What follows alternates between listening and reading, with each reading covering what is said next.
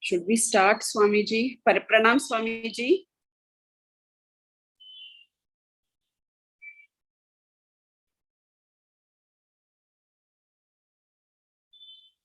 Pranam, Swamiji. Can I start, Swamiji? Hari Om. Today, we are in the 22nd class of Tattvabodha. I will give a brief summary of Swamiji's class of 21st, class 21. We are doing the topic of evolution, and we saw how the 5 elements evolved. The evolution is explained after talking about Atma. We also saw the role of Ishvara and Maya in this creation. Next, we saw the order in which the 5 elements were created. We understood that the elements are also with 3 gunas, sattva, rajas, and tamas. From the sattvic part of the 5 elements, the Gnanendriyas are born. From Akasha is born Stotram, from Vayu is born Tvak, skin, from Agni is born Chakshu, eyes, and the organ of taste, the tongue. And from Prithvi is born the organ of smell, the nose. Then we took up the creation of the Antakaranam, where it says that from the total sattvic aspect of these 5 elements, the Antakaranas are born. The Antakaranam includes mind, intellect, ego, and memory. In the last class, Swamiji discussed these 4 factors of Antakaranam. The nature of the mind is to keep wondering whether to do this or that. Resolving the doubt is the nature of the intellect. The sense of I am the doer is the ego. Chittam is the process of recollecting what has gone before. To have Brahma Jnanam, we have to increase the sattvic nature of our mind. We waste a lot of our energy in sankalpa, vikalpa, to do or not to do. Disciplining the mind is an important sadhana. Japa and upasana help to discipline the mind. The sattvic buddhi guides us and tells us to do something and not to do the other thing. The mind wavers and the buddhi remains steady.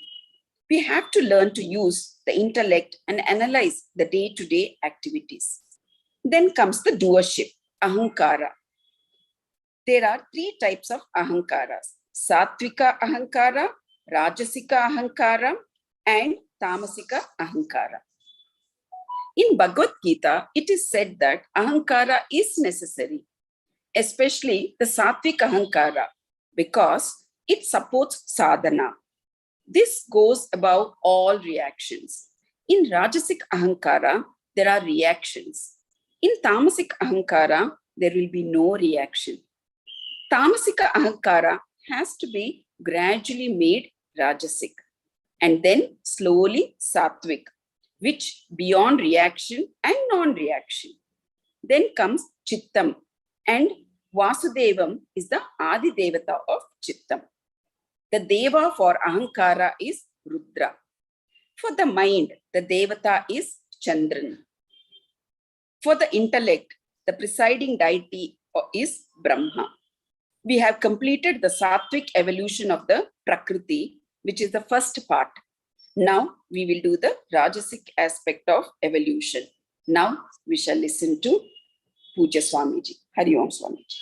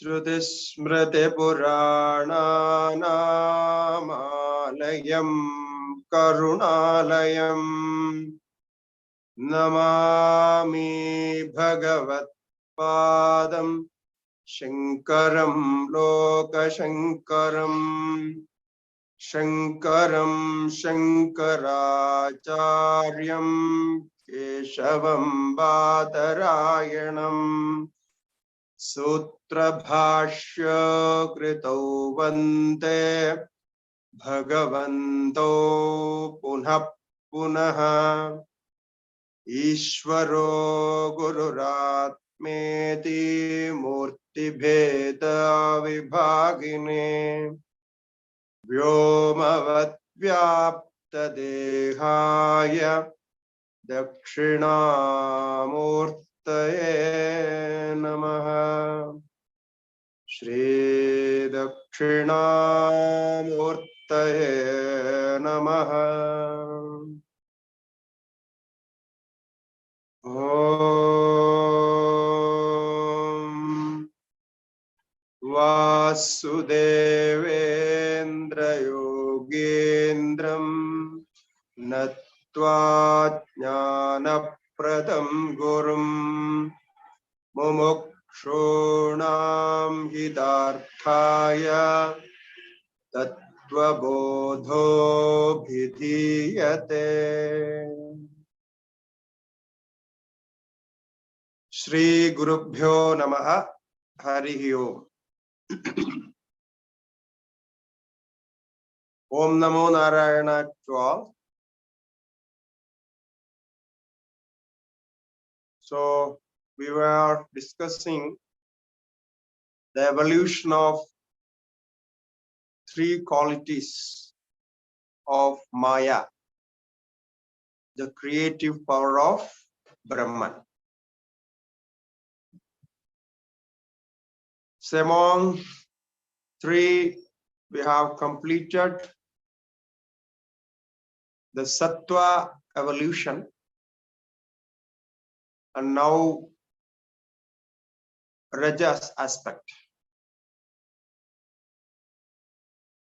So when we see the creation, there are different activities. There is knowledge, cognition, there is activity, there is ignorance. So the first guna, sattva, however, is supporting the knowledge. So sattva is supportive to knowledge, and the raja, this is supportive for action, all the activities.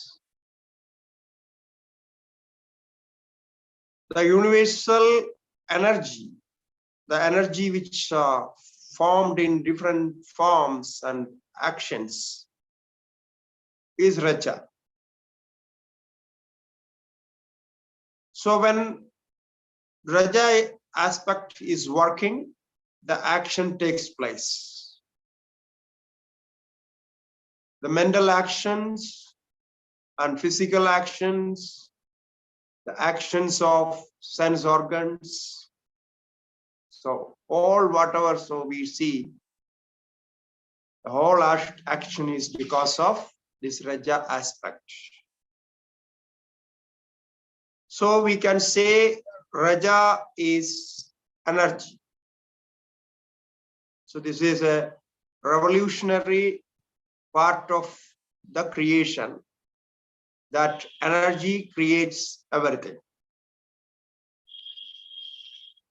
Now in Vedanta, even this raja is based in mind. to say it is from the Sukshma to Sthula, the subtle state to gross manifestation. So Raja, that is Raja, and when we see Tamas, Tamas is preventing knowledge. Tamas is not supporting knowledge, but preventing knowledge. So therefore, we have to identify and differentiate tamas and the form of tamas. It is connected with the mind, so tama also works with the mind. That we will discuss later. Now we see the evolution and the creation of rajas. So the text says, Edesham panchatattvanam madhye agashasya rajasamshat vagindriyam sambhutam. Text is very clear and very simple and direct. It says, of this Edesham panchatattvanam madhye, out of the 5 elements, 5 subtle elements, agashasya rajasamshat, the rajasa aspect of space, how the space has rajasa aspect, because the space is also a manifestation of Prakriti Maya. This we have to remember always. So the qualities in the cause revolute to the effect. So whatever quality is there in the cause, it comes to, it takes its form as the effect, the karana and karya. So now the primary karana, that is the cause Maya, has all these 3 aspects. So it comes to Akasha as well, for the space. So Akashasya Rajasamshat Vagindriyam Sambhutam. So Vagindriyam, the organ of speech, Sambhutam is formed, manifested. Now the organ of speech, that is our mouth, how we speak. So in that mouth, there is cavity. No, there is space inside. If there is no space, in the throat there is space, the mouth there is space, then the air is, with the support of air, we speak. The air touches in different parts of the mouth. It starts from throat and then come up to the lips. So in between, like 4 places, sometimes 5 places, according to the language. In Sanskrit, implies 5 different places it is touching, and then the different sounds is produced. Like if you play piano, no, piano, harmonium, or flute. So you touch different places, that different sound is formed. The reed inside the instrument with the air, it makes different sounds. Similarly, the organ of speech is also needs some space inside. Otherwise, sound cannot be produced. So where there sound is produced, we can say there is space. When we touch our desk in front, it produces some sound. So some sound is produced. So it means there is some space inside. So the sound is produced. So organ of speech is formed from Akasha's Rajasika Amsha. Therefore, it is in action. Why it is Rajasika aspect? Because it has some action. It is an instrument for action. So now the second element, Vayoho Rajasamshat Panindriyam Sambhutam. So from the air, the Rajasika aspect of air, the Rajasika, so which is connected to Raja, is called Rajasa. So normally we call the quality as Raja, and if something is formed from the Raja, in Sanskrit it can be said Rajasa. So Rajasa means something is formed, some form, some manifestation of Raja. So the Ra is lengthened, no, Rajas and Rajas. So Sanskrit has all these techniques to communicate easily. So you don't have to add anything there, just to lengthen the first syllable, then the meaning is there.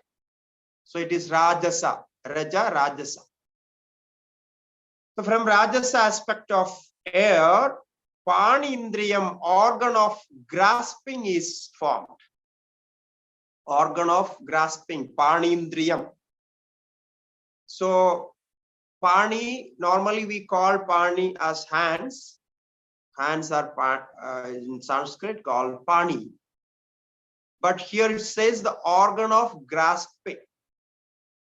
So in whichever instrument or whichever part of the body is helping to grasp, to hold. So in that form, it can be said the manifestation of Rajasa aspect of air, because the grasping is connected to touch. Therefore, it is connected to Vayu, the manifestation of air. And then the third one, Vahnehe Rajasamshat Padendriyam Sambhutam. From the Rajasa aspect of fire, the subtle fire element, the organ of motion, organ of movement, the Padendriya, is produced. So the Vahni and the action is connected to Padendriya. The action of fire is connected to Padendriya. And then the fourth one, Jalasya Rajasamshat Upastendriyam Sambhutam. Similarly, from the Rajasa aspect of water, the organ of procreation is formed. Upasthendriyam Sambhutam. This word we already know. So because it is connected to water. So water, from the water, the subtle element as water, from that, the Rajasika aspect of that, the organ of procreation is formed. And the last one, the Rajasa aspect of earth, Prithvi. Gudendriyam Sambhudam. The Prithvi, Rajasa, and Gudendriyam Sambhudam. Anus is formed from the Rajasic aspect of earth. Anus is formed. Edesham of this Samashti Rajasamshas. This is the individual different creation of each elements, but now it gives the total aspect of Rajasic Amsha. So all 5 Rajasic Amsha together, the total of Samashti, when it is said Samashti, from we have to take the total. Of these 5 elements, Samashti Rajasa Amshat, the total Rajasa aspect of 5 elements. Pancha Pranaha Sambhodaha. 5 pranas are formed. So, therefore, this vital energy as we call prana, Mahaprana. So, this is formed from the Rajasika aspect of all the 5 elements.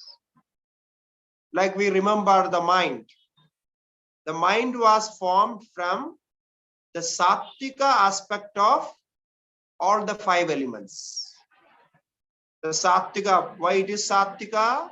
Because it supports knowledge.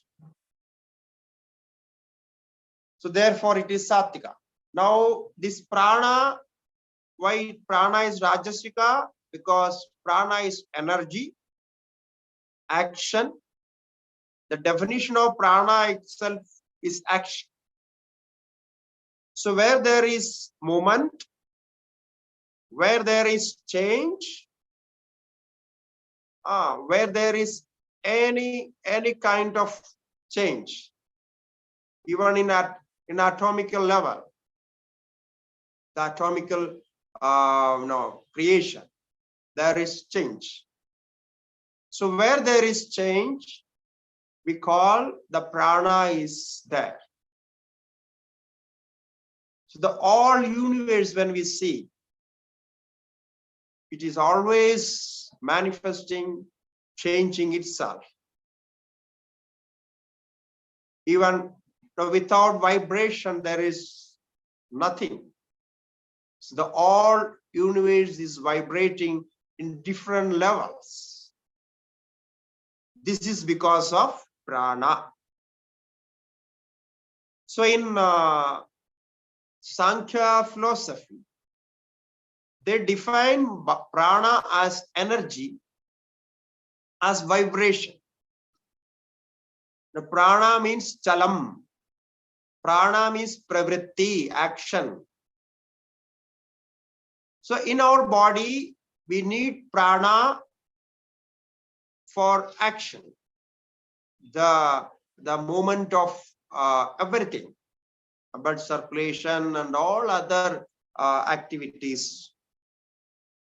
Whatever happening in this physical body is also because of prana.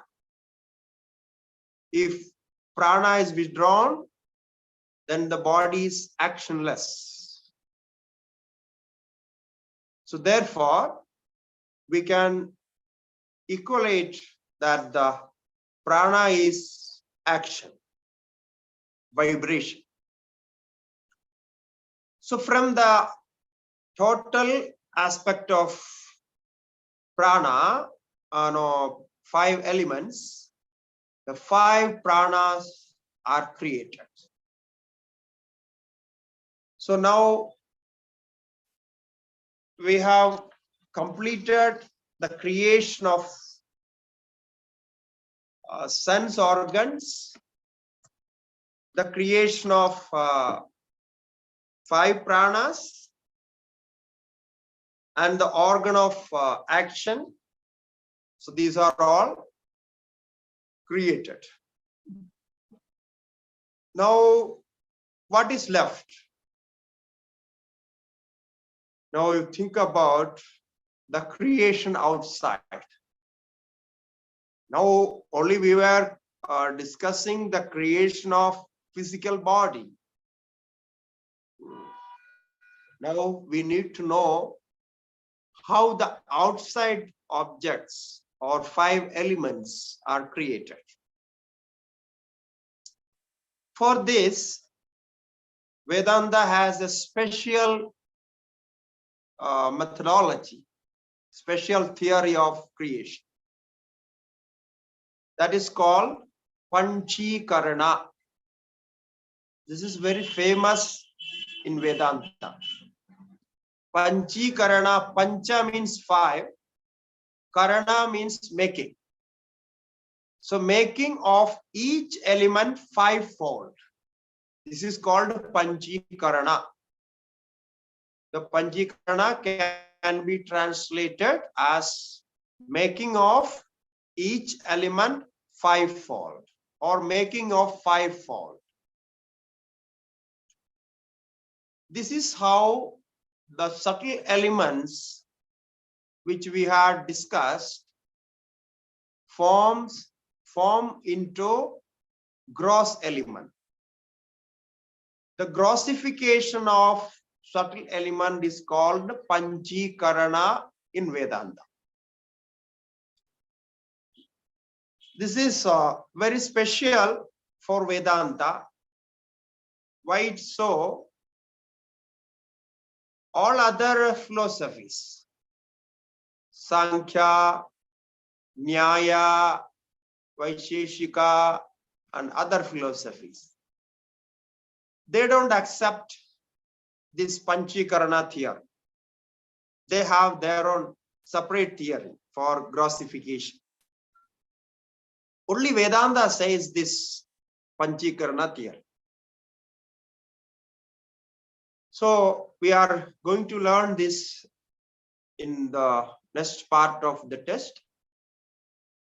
Now, in this evolution, we have the third quality as tamas. Tamas can be translated as inertia. Inertia is tamas, characterized by inertia. But in other words, we can say prevention of knowledge. I like to say this because inertia in science and what we learn is something a little different of this aspect.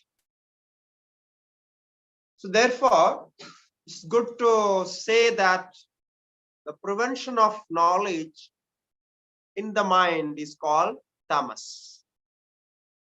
And whichever object, now this, you will carefully understand this, whichever object or whichever situation, whichever thought take you away from knowledge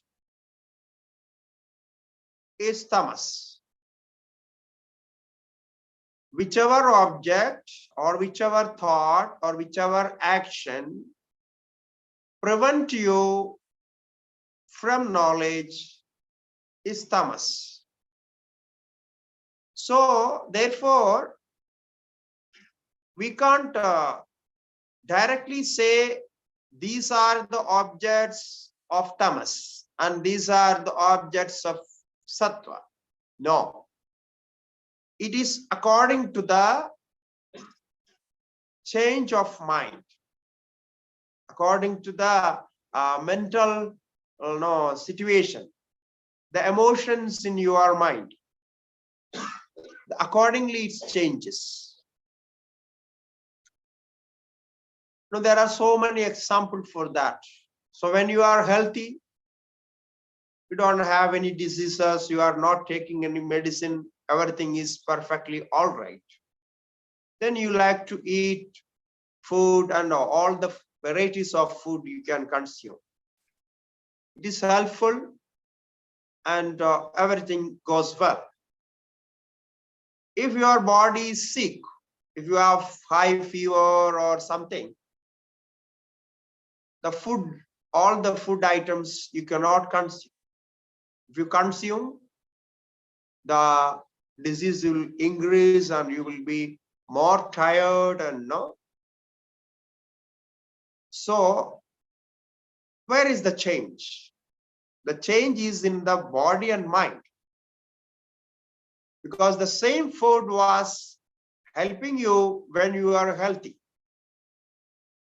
And that food, it was disturbing, or I can say it is making some problem in your constitution when you are having some diseases, some uneasiness.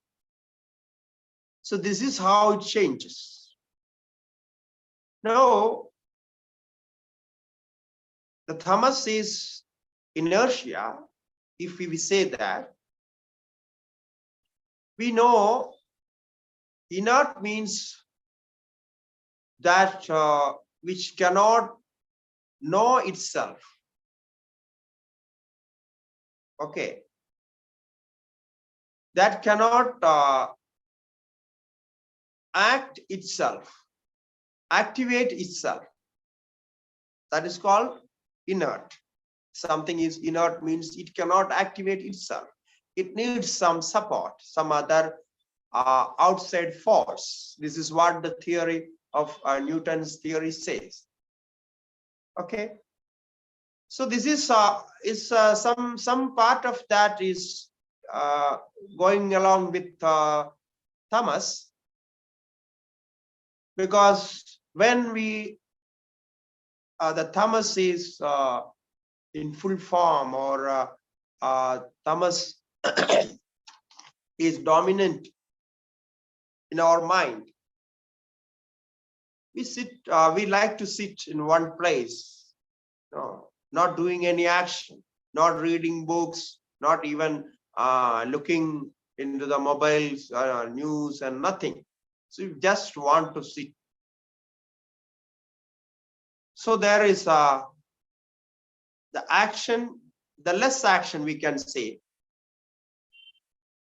And when the rajas is in action, the rajas is dominant, predominant, then you like to do actions. You cannot sit quiet.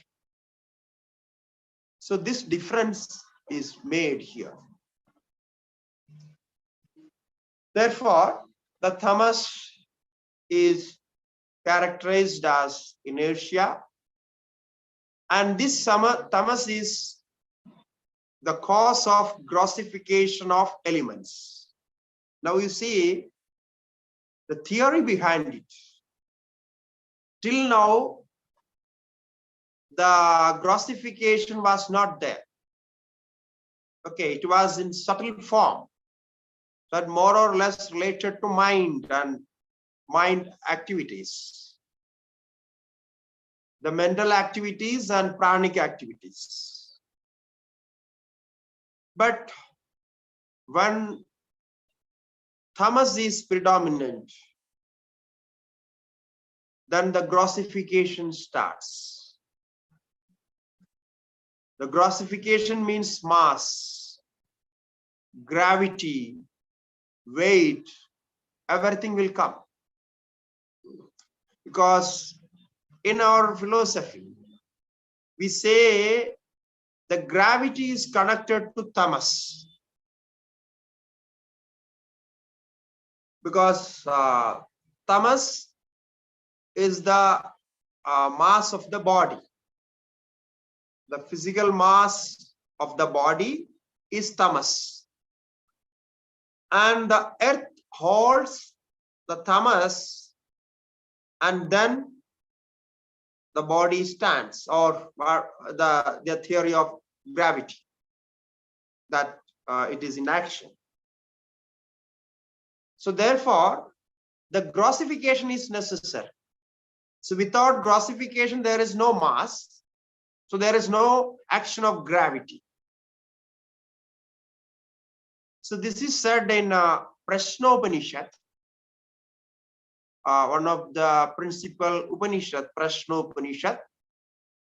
Even in the commentary of Shankaracharya ji, it is said, so this tamasika part of earth is holding the body, the earth's gravity is holding the body. So this we can say, the gravity and the mass of the body and grossification of the elements, everything happens because of tamas. So therefore, it is important to understand how the outside objects are, or the elements, the 5 elements, how they become grossified. So now we see the test. Edesham panchatattvanam madhye tamas amshat panchikrita panchatattvani bhavanti. The first statement is, of these 5 elements. So here it is mentioned as the subtle elements. Of these 5 subtle elements, tamasamshat, from the tamas aspect of these 5 elements, panchikrita panchatattvani bhavanti. The panchikrita we already know, making each 5.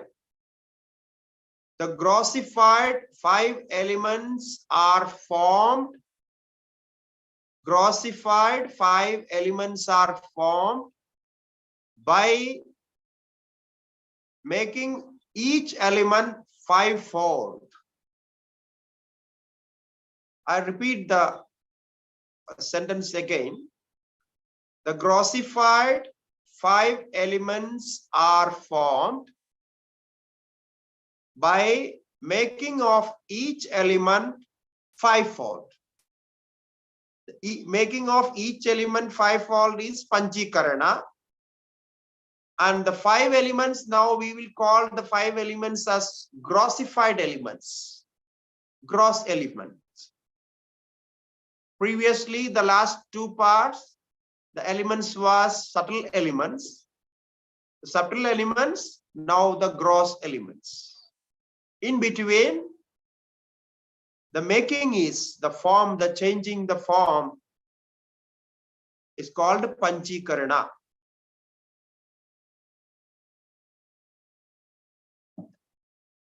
So now Shankaracharya is going to give the formula of panchikarana. We have formula, all this, how this is formed. Now, how the subtle 5 elements become gross 5 elements. There is a formula made. So the students ask, Panchikaranam katham iti chet. You are talking about this Panchikaranam. What does it mean? Because it is very new for us. So the student asks here, Panchikaranam katham iti chet. So the question is there in the test itself. So then the teacher answers, Edesham panchamahabhutana tamasamsha surupam ekam bhutam didha vibhajya. Now, no, this is because this is a formula. We know any formula we need to follow very, very carefully. No, with special attention. So it says, Edesham Panchabhudana. We know that these 5 elements, all the 5 elements have the Tama aspect.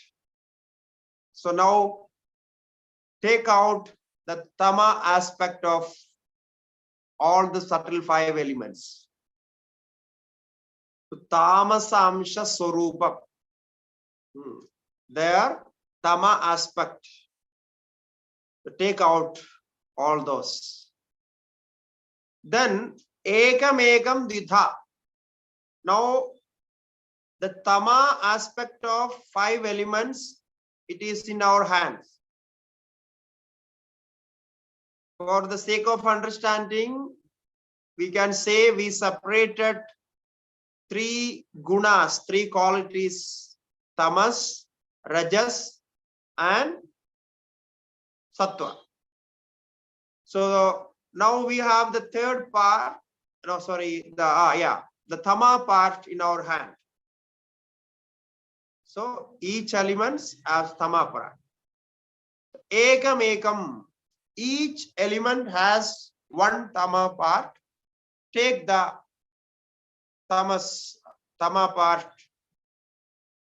Then dvidha vibhajya. Divide into 2 equal. Dvidha vibhajya. Divide into 2 equal parts. It is done. Okay. So mentally you can do it. So now the tama part of each. So for example, we will take the tama part of earth. So the earth tama part is divided into 2 equal parts. And then comes ekam ekam ardham prithak tushnim vyavasthapya. So now we have 2 equal parts. So out of 2, keep 1/2 of each separate.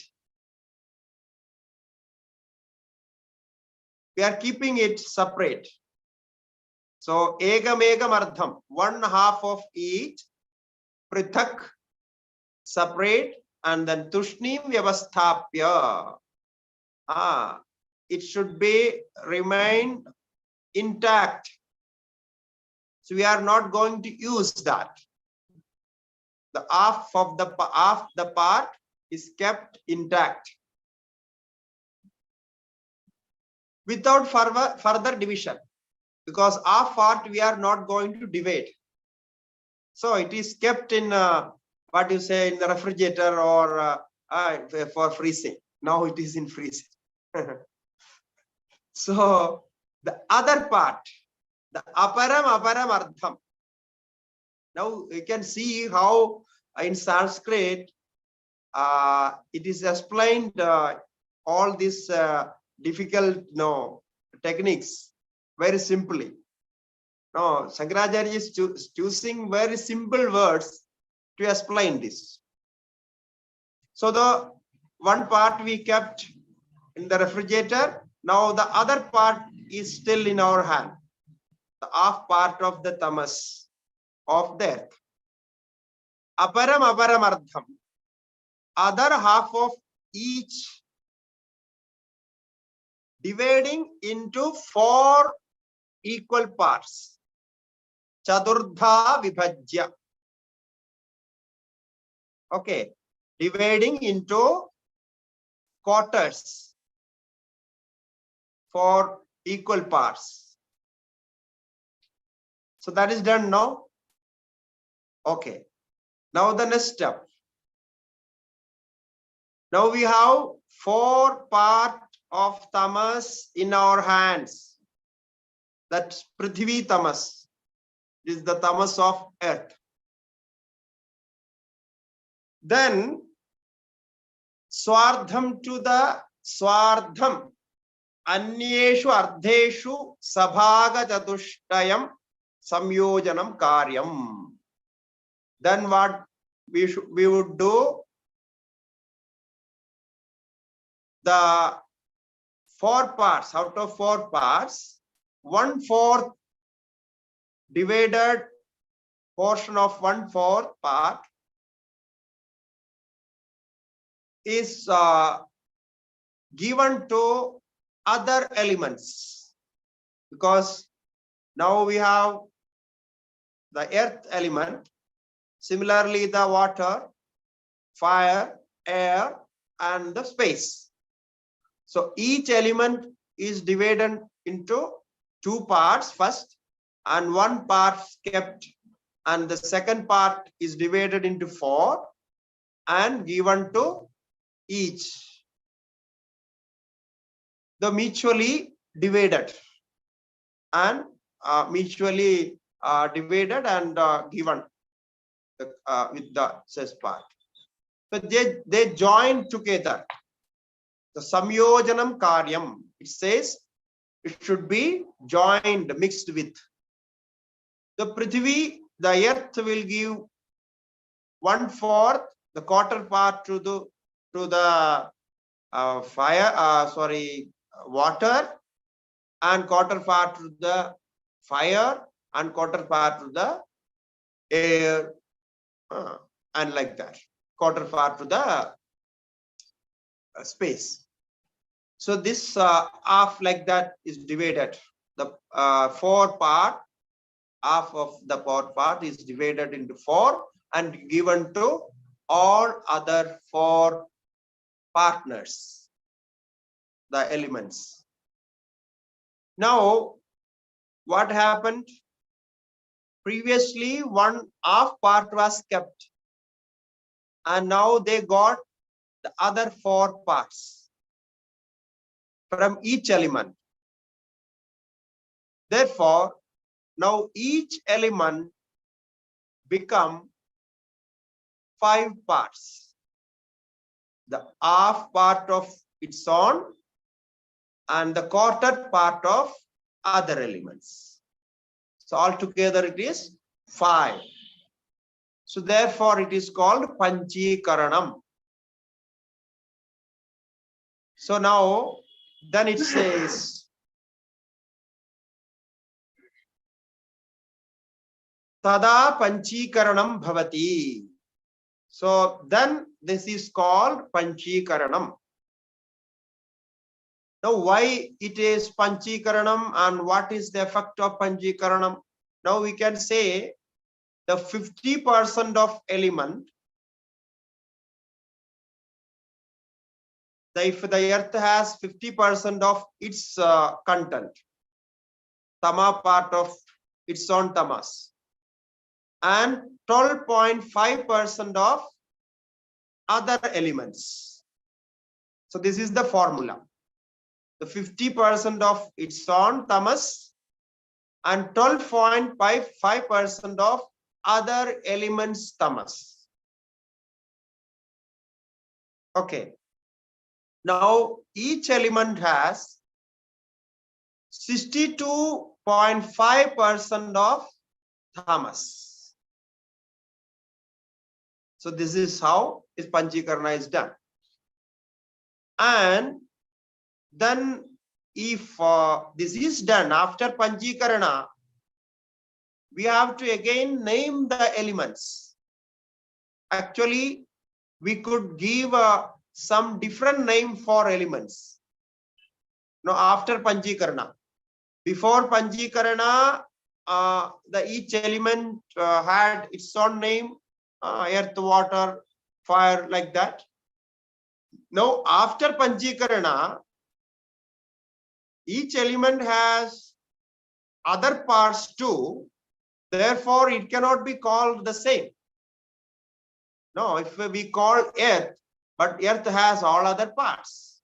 Now what to do?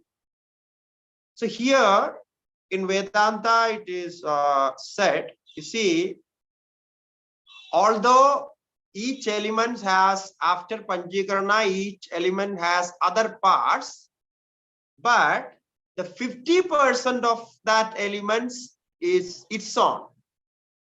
tamas, the 50% is its own. Therefore, one sutra is made in Brahma Sutra for this. There is a rule made. Vaisheshikatu tadvataha tadvataha. Now, how can you name each element? Because that element, the earth has its 50% part. Therefore, that part is as predominance. It is called earth, because the earth part of tamas is predominant in earth. Okay, the water part of tamas predominant in water, although it has all the four, but it is predominant. So this is why we could call the earth, water, fire, air, space as we call it now. So the subtle elements are also called by these names, and the grossified elements are also called by this name for our sake of understanding. That's all. So the logic can be given, even though it is 5 parts, but it holds its own 50% part. Therefore, it has more investment. No, if you say in business language, though the more investment is there with that particular element. The others only invested 12.5. So the 50% investment is earth investment. So it is called earth. So this is how the Panchikarana is formed. The grossification of elements. Now, by this, how the elements are grossified, this question is there always. The gross matter, you see, this we know from science. Now, very simply, we know this. The gross matter always converted into energy. Okay, the matter and energy theory when we say. If we call energy as subtle form of the element, then the matter is gross. Although matter also has the subtle form and gross form, but for the sake of our discussion, we take like this. So the gross matter converted into energy, and the energy is again converted into matter when it changes its form and when it is needed. So the mutual conversion and change is always happening with the subtle elements and the gross elements. Again, see, we can take another example. So we eat food. We eat all gross food. Can we eat subtle food? Any food do you remember eatable, subtle, very subtle? Huh? Yes. So there is something, but we don't call it food. The thought. Now, when you read new books, you get new thoughts. So the thoughts are subtle elements. So when you eat bread and butter, that is gross element. But when you read a good book, get new thoughts, that is subtle element. So if we can call that is also eating, because mind gets some energy from that. When you read books, good books, mind gets some energy. Like when you eat food, the body gets energy. Okay, if we can call that, then that's also eating, but we don't call it normally it is not eating. We say we get new ideas, new thought process. That is not called as eating and digesting.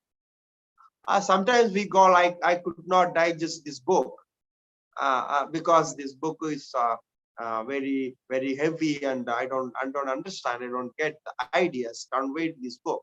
So it means I don't digest this. So this word we use, the idea is conveyed there. So okay. Now the eaten food changed into energy, cellular energy. It goes to cells and cellular energy is made, and with that cellular energy our body is maintained. Okay, so the food, if we call it food, gross matter, and then it is converted very clearly into the energy form, subtle matter.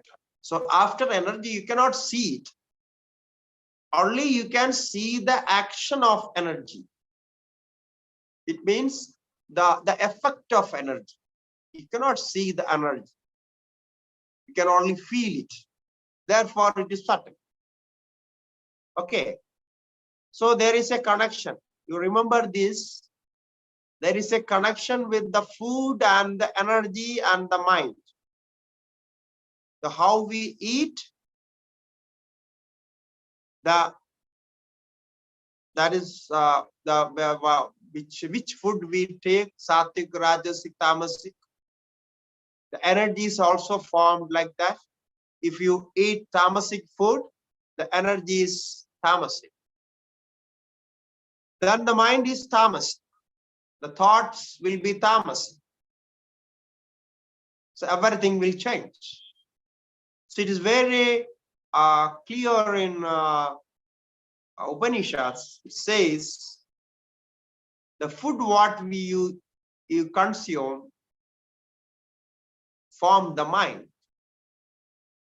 So therefore, it's very necessary to understand what to eat, what not to eat. So this is how it is formed. And then after the energy is used, again it is converted into matter in some form, some waste and some other forms. It is converted.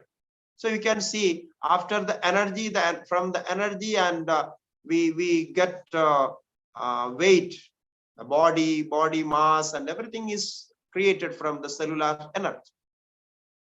So this way, the gross and the subtle is connected.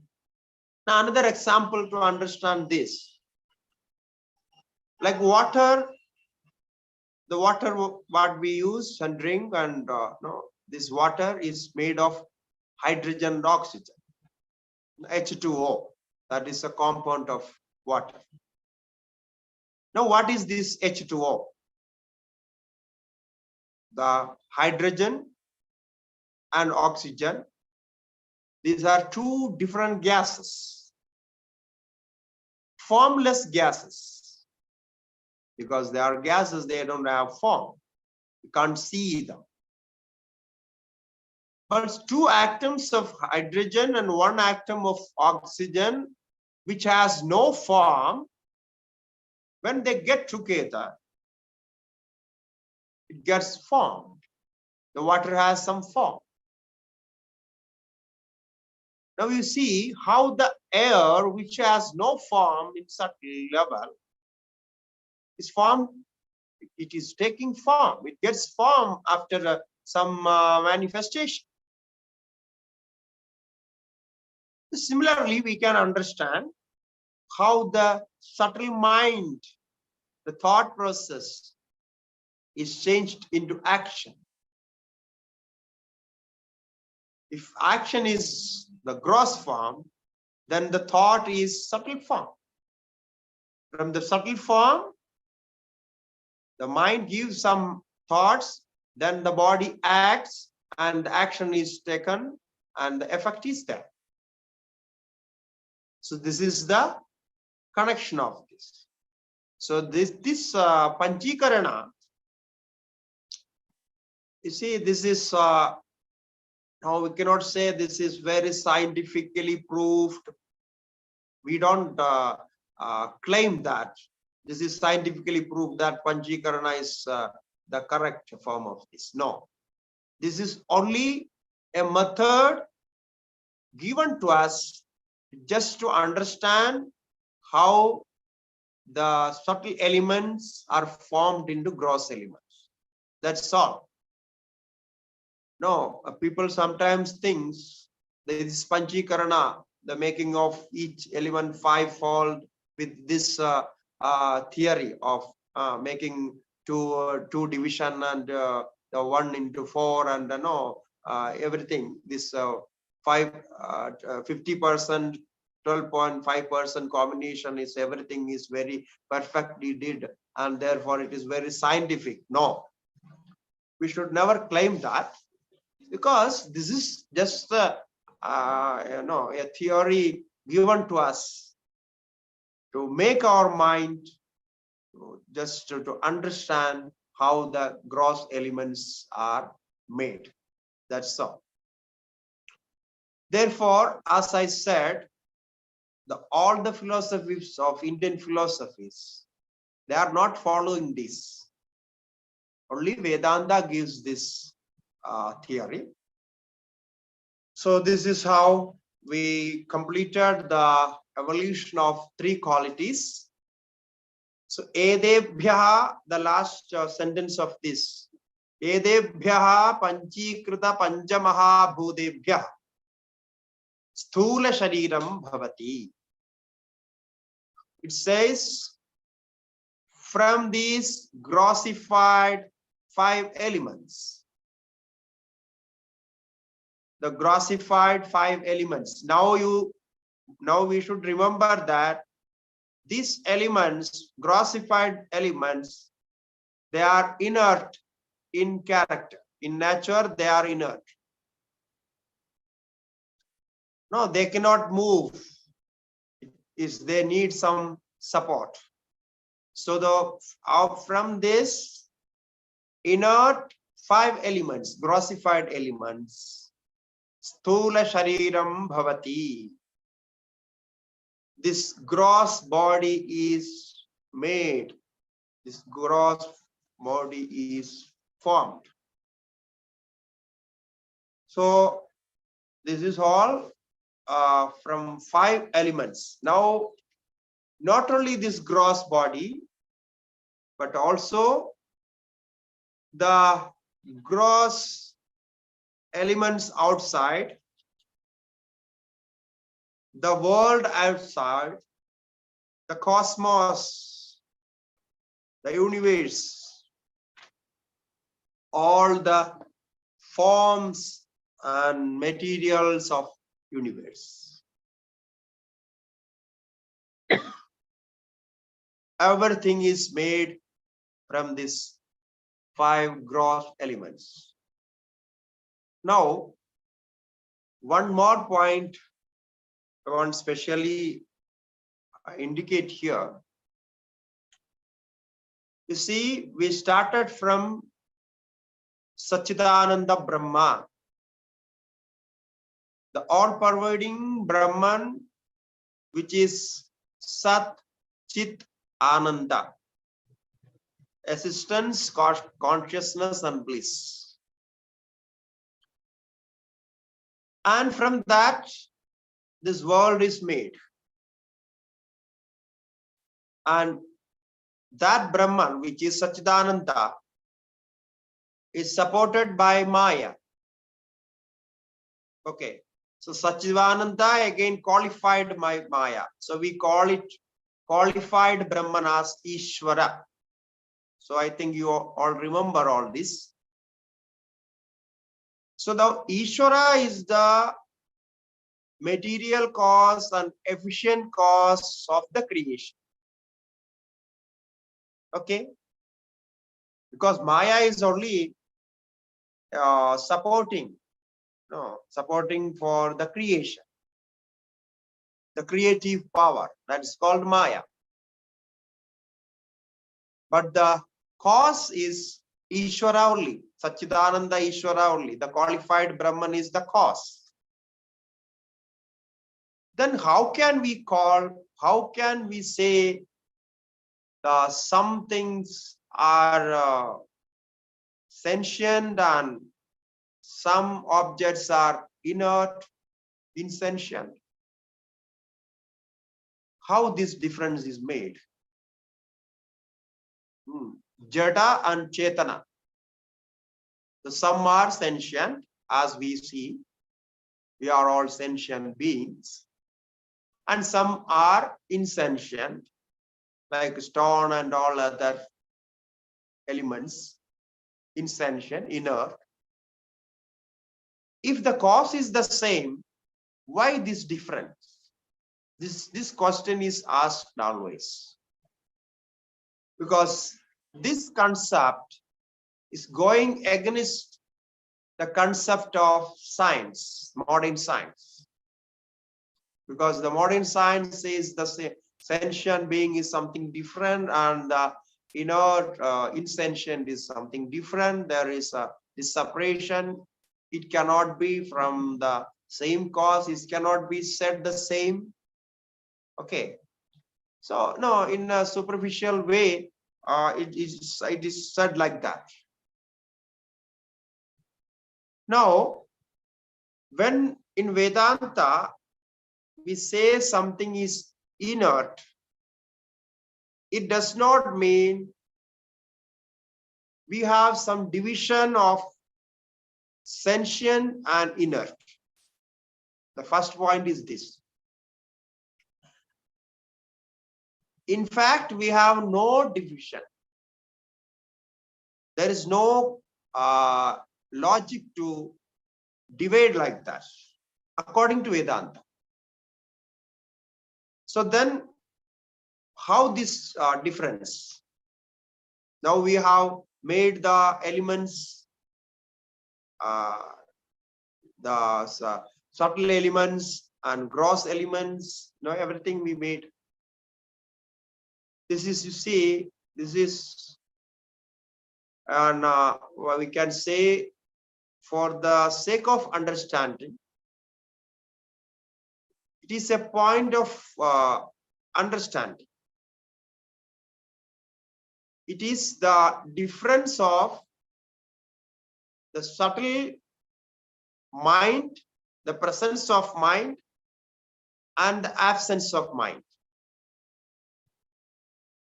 Where there is mind, that being is called sentient being. And where there is no formation of mind, that being is called insentient or inert.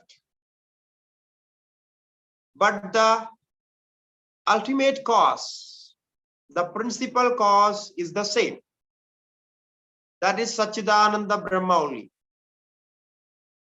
So presence of mind and absence of mind, or in other words, we can say the presence of subtle body and the absence of subtle body.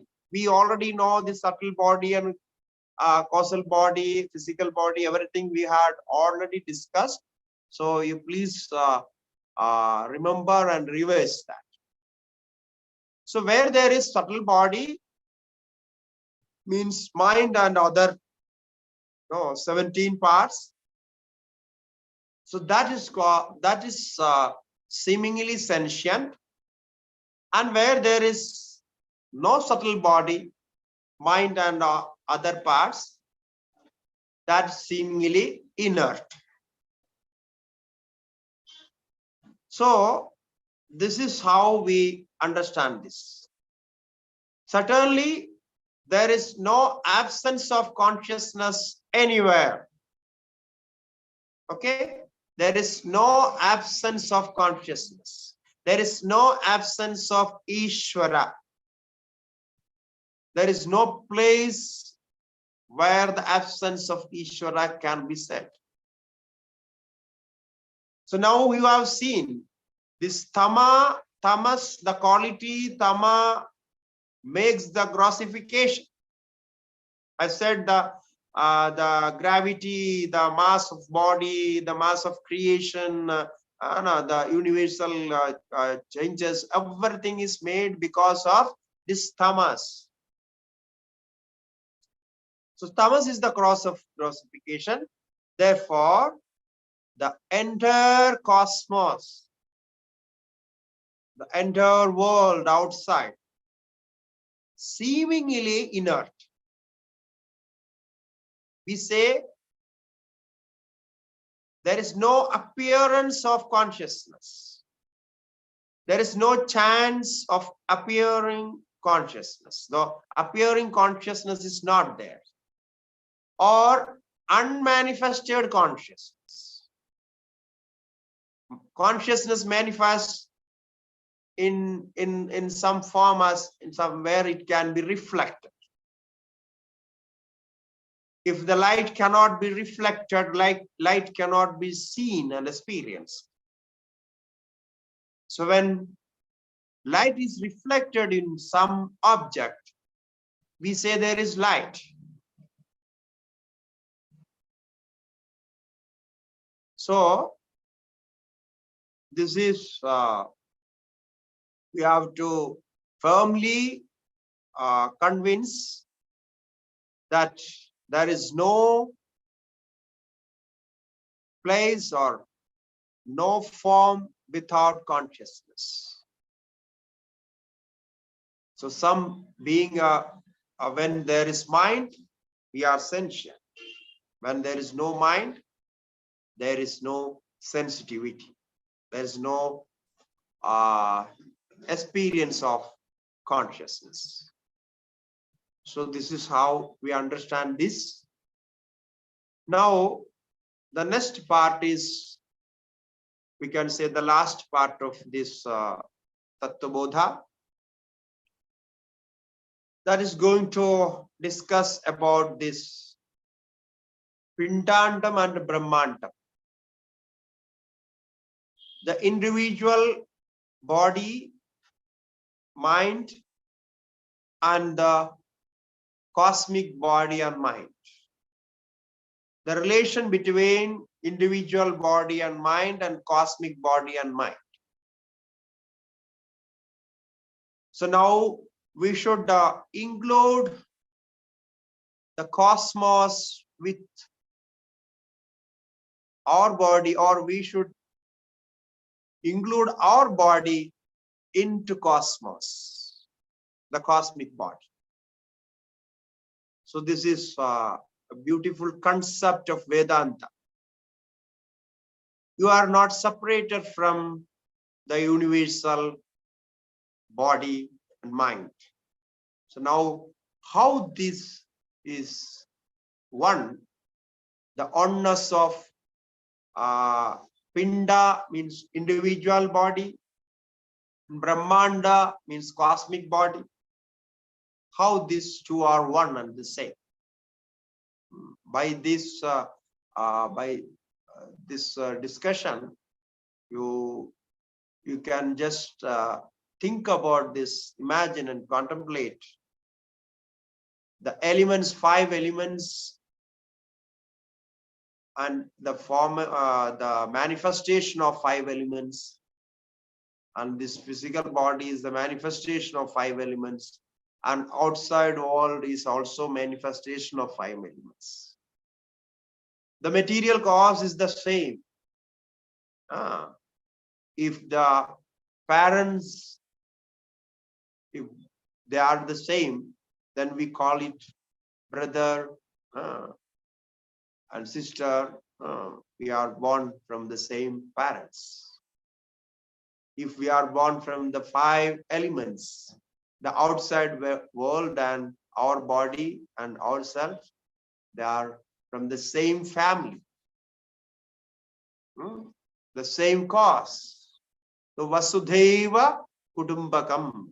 So we have this Vasudhaiva Kudumbakam concept. The whole universe is one family. The Vasudhaiva Kudumbakam. So this we will discuss in next session. Now over to you, for the questions. Hari Om.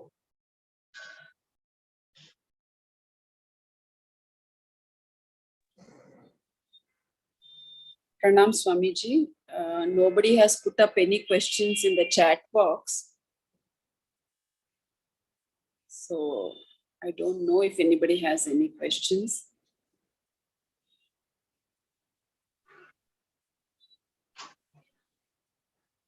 Looks like everybody is very clear about what you told. Nobody seems to have any questions. Swamiji. Oh, even, by this, before completing Tattvabodha, all got enlightened by, they clear their doubt. Now you see, we have some more to learn. So you must keep some doubts and some, inquiry to learn more. Otherwise, once the inquiry is completed, the learning is completed.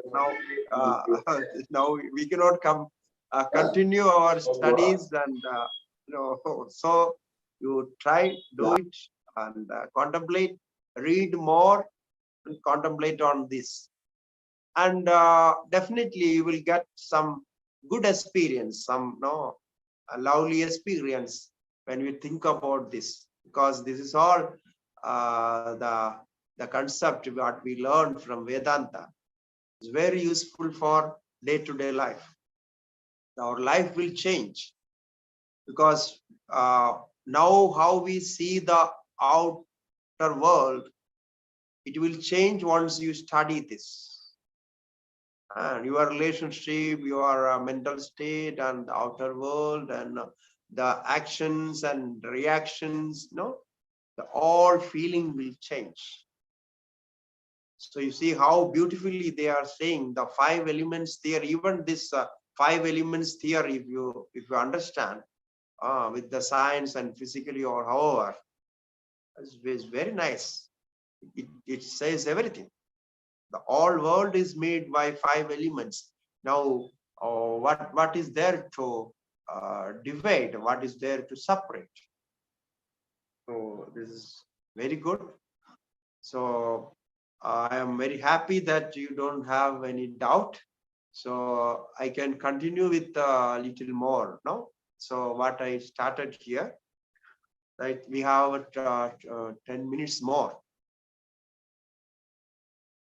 So we were talking about the individual creation and the universal creation. This is one important theory, the non-separation of elements, or non-separation of outer world and the individual world. Now, whatever problem we have with our body and mind is because we think we are individuals. We identify ourselves with this physical body. This is a big problem. We can't think that our body and the other bodies are made of the same elements, from the same cause. We never think about this. We are unable to do this. Even with our intimate friends and intimate relations, we cannot think that.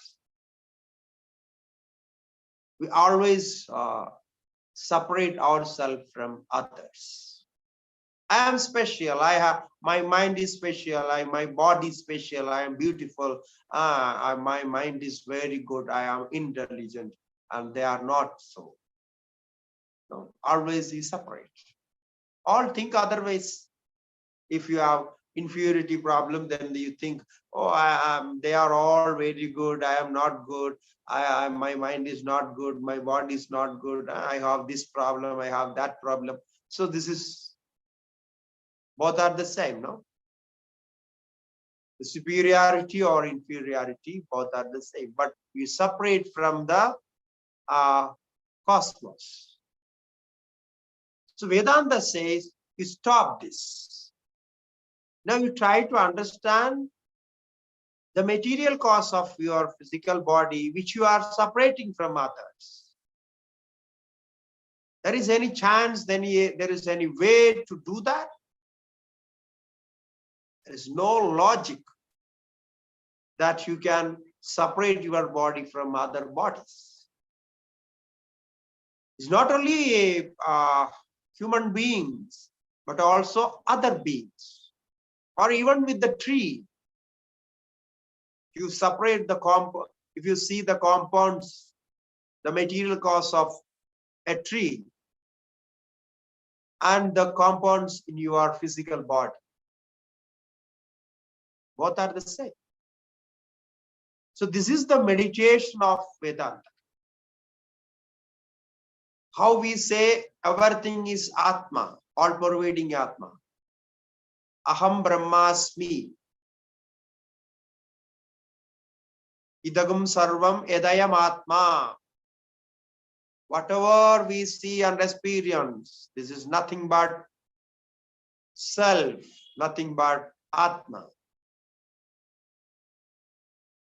So now the test is going to discuss this concept. Now when we meditate on, we try to concentrate our mind, no? We try to stop our thoughts and concentrate our mind. This is one way of meditation. If you think that my mind is all-pervading, my mind is not different from the universal mind. So then also the meditation will happen. This is Vedantic meditation. The division is changed or transformed into undivided self. The divided mind is transformed into undivided mind. The divided prana energy is transformed into undivided energy, universal energy. Now, if you do this, then there is no point that you worry about your life. There is no fear. There is no worries. Because when I think about my body and mind separately, it is born, it is growing, and it is going to die. It is decaying and going to die. We already learned this. Shadbhava vikaras. And if I identify my body and mind and the energy with the universal body and mind in it, so there is no death. So only water was separated when you took handful of water from the ocean, because the water is the same. So if you put it back, then the water is one with the ocean. So there is no separation in this way. The problem of the world now is people are not thinking about this point. They want to separate, and they are making boundaries and boundaries. The countries make their boundaries, and states make their boundaries, and greed makes their boundaries. Colors make their boundaries. So this is a problem.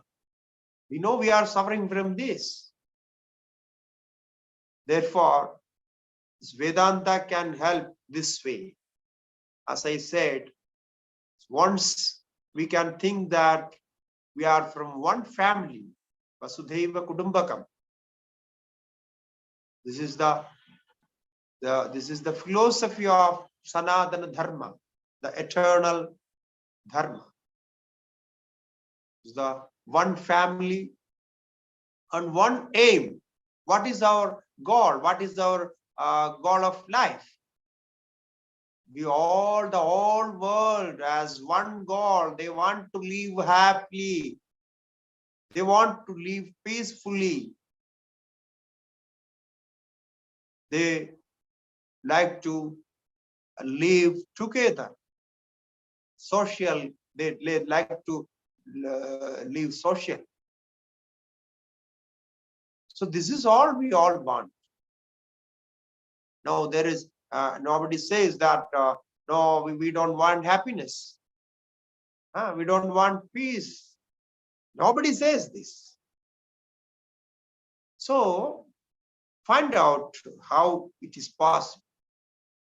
If the humanity changes its mind and concept, the wrong concept, then the world is changed. World is beautiful. And there is no suffering. There is no fear. So this is the effect of the relationship between the individual and the cosmic. The changing the mind from individual level to the cosmic level. So in all our sadhana, in Vedantic sadhana, when we see in Upanishads, the sadhanas, the upasanas and meditations, all those meditation and sadhanas, they say this: you take the individual mind into the universal level. There is no boundary, no separation. So this is called the meditation of Vedanta. Okay, so I have given an introduction for the next session. So we will start next session from the textbook. Okay. Harihi Om. Om Purnamadah Purnamitam Purnat Purnamudashyate Purnasya Purnamadaya Purnameva Vasishyate. Om Shanti Shanti Shanti. Shri Gurubhyo Namaha. Harihi Om.